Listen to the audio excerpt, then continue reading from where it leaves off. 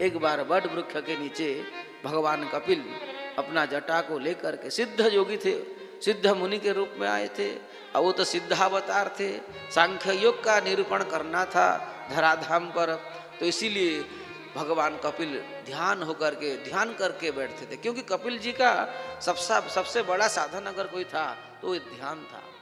शंकर भगवान का सबसे बड़ा अगर माने साधन है तो नाम जप है, और देवर्षि नारद का अगर कोई साधन है तो हमारे जो कुलदीप भैया करते हैं वही साधन है जो बजाते हो है।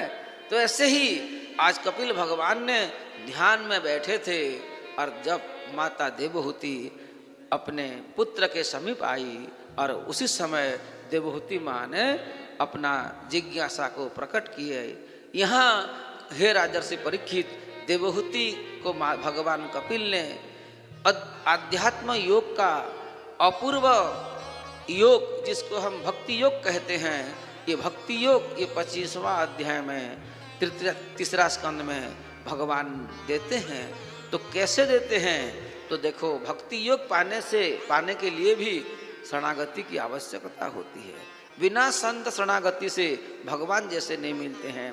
तो भगवान के सम्मुख अगर कोई जाएगा तो वहाँ भी शरणागति, संतों के सामने भी आओ तो वही शरणागति, भगवान के सामने जाओ तो भी दंडवत प्रणाम। बिना प्रणाम से काम नहीं चलने वाला भैया। तो इसीलिए देवहूति माँ बोली, अरे मेरा पुत्र है, फिर भी पुत्र होने के बाद भी मैं जान गया हूँ, मेरे पति ने बताए ये साक्षात भगवान है, इसलिए भगवान को भगवान की तरह मान करके आज मैं जा रहा हूँ।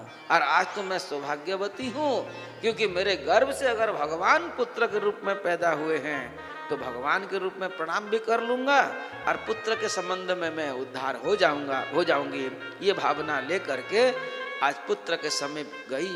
और देवहूति जैसे भगवान के सम्मुखीन माता यो बुआ कुंती जैसे हाथ ऐसे कर कमल को प्रणामी मुद्रा में जाकर के नमस्य पुरुषम काद्यम ईश्वरम प्रकृति परम अलक्ष्यम सर्वभूता नाम अंतर बहिर अवस्थितम जैसी स्तुति की आज माता देवहूति भगवान कपिल के सम्मुख आकर के हाथ जोड़ करके बोली, श्री देवहूतिरुवाच निर्विण्णा नितरां भूमन् न सदिन्द्रिय तर्षणा येन संभाव्यमानेन